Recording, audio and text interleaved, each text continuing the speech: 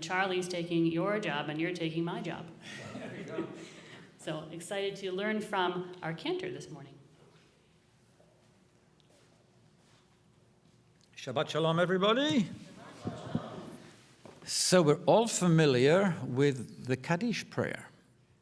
But how many of you know that there's more than just one Kaddish? There is the famous Kaddish that we all know, unfortunately, when we lose somebody and we come to services and we say the mourner's Kaddish.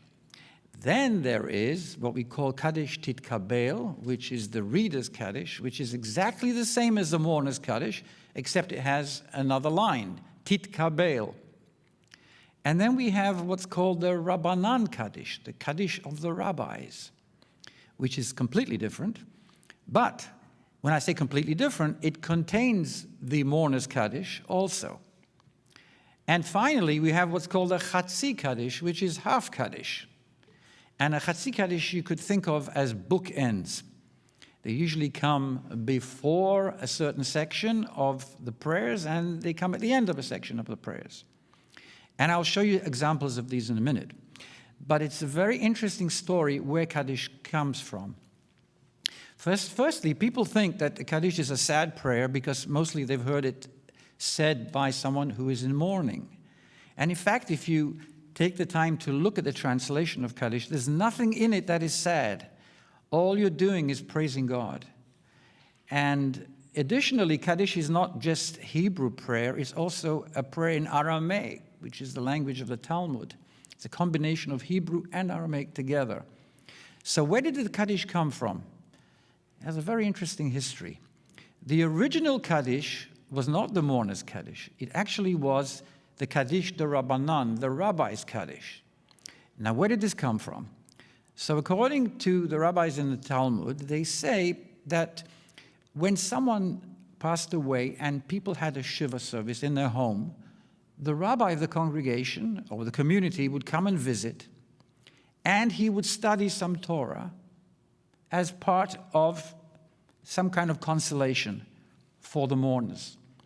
And at the end of that study, the rabbis, they decided that they need some kind of prayer. And they composed the Kaddish that we now know, Yitkadal v'Yitkadash Shemei Rabbah, which is all about praising God. And then they included the section Al Yisrael v'Al Rabbanan v'Al Talmidei Hon. Those of you who have come to Minyan to say Kaddish for a loved one will know that very early in the morning, every weekday, there is what we call the Kaddish de Rabbanan. And this is said after a specific psalm or a specific part of the service which has to do with study. So the rabbis originally included this paragraph, Al Yisrael Rabbanan. So that is the original Kaddish, if you ever unfortunately have to say it and you come to services. So what happened? So how did we end up with a mourner's Kaddish? Well, what happened was that as the rabbi was studying, and then he came up with this beautiful Yitkadal v'Yitkadash, the congregants or the people in the house started joining in. And it became very popular that the mourners would actually say Yitkadal v'Yitkadash in the home along with the rabbi. So historically what happened after that, when we started having small minyanim together without a rabbi, people would just omit that part that the rabbi would say. So now we have the mourner's Kaddish that we have today, without that special paragraph that was only said by the rabbis in the house of mourning. But we have kept both. In Judaism, we never throw anything away. We keep adding to it. That's why our prayer book is so thick, because each generation adds prayers. We never take anything away. And in fact, it's an amazing book, the Siddur, because it's a historical book. If you look through it, you can see there are prayers from all the way back from the Torah. We have the Shema in there, which goes all the way back. It's thousands of years. And then we have prayers that were said in the Middle Ages that were included. We call piyutim. And then we have some modern prayers for the state of Israel. So it's as if, I tell people, it's as if one is a medical student, and instead of studying the latest medical books, you have a huge book which includes bloodletting as part of the history of medicine.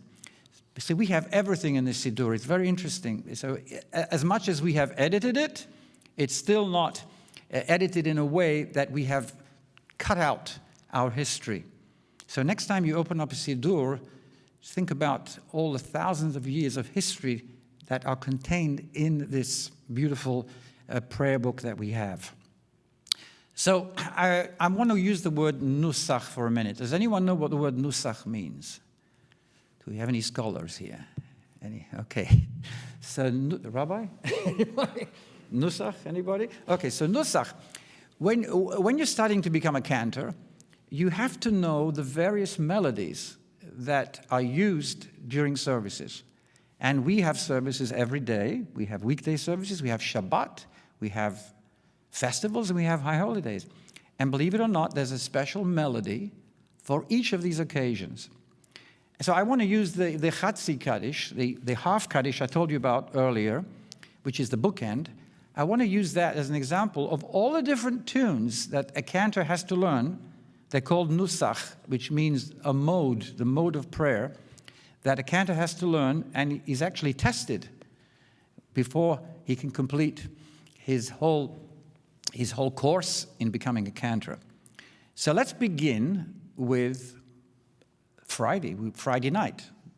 The first Chatzi Kaddish for Friday night in the Ma'ariv service. Anyone know how it goes?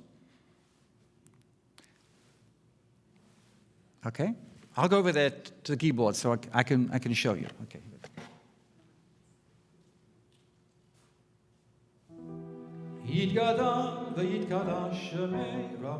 Sounds familiar, right? And now the part that is very familiar Friday night is this part. And by the way, I just sang it a few minutes ago. We actually do the same one during the Torah reading as we do Friday night. So that's the one, the special melody, the special nusach for Friday night, Shabbat. And then we have the one that I'm going to do in a few minutes for the Musaf service, which is just a regular one we call in the major key. You recognize that one? There we go, see? These are called nusach, very special modes. So there's one very particular melody that I'm sure none of you would know because you don't go to services Shabbat afternoon, Mincha service. It's a very different melody than all the other Chatzi Kaddishes. So, it goes like this. Yitkadal v'yitkadash Meir ve'almani v'achrutei ve'amlich malchutei ve'chayechon uve'yomechon. That's the special part of the Shabbat Mincha. Doesn't appear anywhere else in all of our liturgy, just that Shabbat Mincha, that particular melody. So let's move on to Rosh Hashanah. Rosh Hashanah Eve. Also, very, very unique melody, nusach, for the Chatzi Kaddish. So let's see if you remember how it goes. Sometimes I have to think to myself, well, how does that melody go? I have so many melodies in my head at the same time. So let's think of Rosh Hashanah Eve. Here we go. Yitkadal v'yitkadash Shemei Rabbah. You recognize that one? And then we go la la la la. Recognize? Very, very special. Only occurs Rosh Hashanah Eve and Yom Kippur, which is called Nidrei. Very special nusach. Then we have special nusach for Rosh Hashanah and Yom Kippur Musaf service. You'll recognize this in a second. Here we go. Yitkadash Shemei Rabbah. Recognize that one?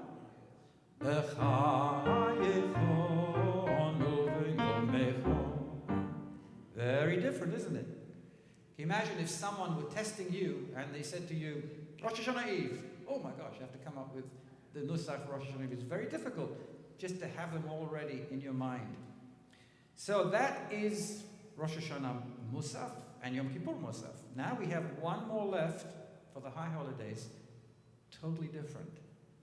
The Chatzi Kaddish for Ne'ilah, final service. Ready for this one? Very different. Yitgadon, Yitgadosh, Shemei Rabbah,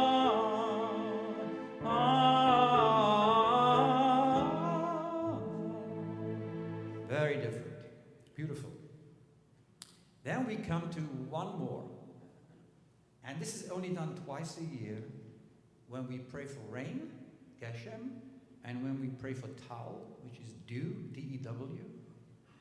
And this has a very unique melody, also a lovely melody. Here we go. Yitgadal,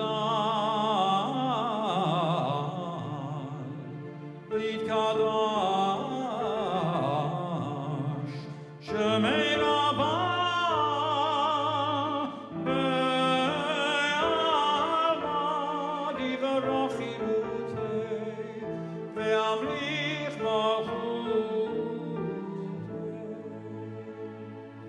isn't that beautiful? That's my favorite one of all the Chatzi Kaddishes we have. So, I hope that's given you some kind of idea of what Kaddish is, where it came from, and what you need to do if you want to become a cantor. Cantor, Yes. I have one more request. You, I think, composed one at the very end of the holidays. You do. I didn't compose that. You didn't? He's just No. very good at it. No. I love when you do that. Yeah, that's a very famous Kaddish. It was made famous by Cantor Rosenblatt, very famous from early in 1900s. You all know this one, yeah. It's nothing to do with Nusach. It's nothing to do with the mode. It's just somebody came up with a fun Kaddish to do at the end of the service. Okay? And by the way, the one we do Friday night, which Charlie did for us.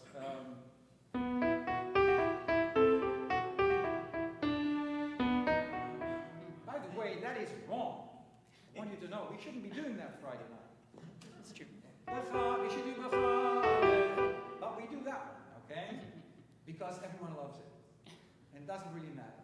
Okay, yeah. Oh gosh. That's one of the most difficult questions to answer, because when someone says, what is Jewish music? The answer is, we really don't know, because everything pretty much was borrowed from non-Jewish sources. A lot of it from church services. But the thing with Jews is that we borrowed a lot of things in our culture, but we made them our own.